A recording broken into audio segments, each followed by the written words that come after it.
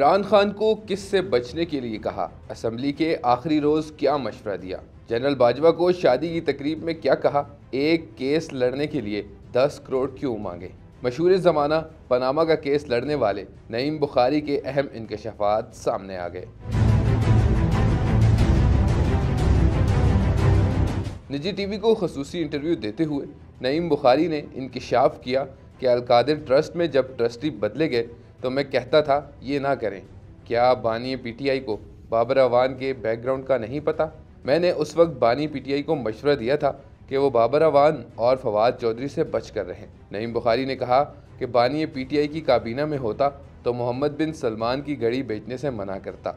वजारत उज़्मा के आखिरी दिन वज़रा के सामने बानी पीटीआई अब दाएं बैठे थे, अब बाएं बैठ जाएं, लेकिन असम्बली से ना निकले। मैंने उन्हें पंजाब और केपीके की असम्बलियाँ ना तोड़ने का भी मशवरा दिया था। मारूफ कानूनदान ने राना सनाउल्लाह के केस पर भी अहम इंकशाफ किया। बोले, जब एक शख्स मेरे पास केस लाया तो मैंने कहा ये केस बनता ही नहीं, फिर उसे केस लड़ने के एवज 10 करोड़ की डिमांड की। कुछ दिन बाद एक शादी की तकरीब में जनरल बाजवा मिले और मुझे कहा कि आप केस का 10 करोड़ मांग लें।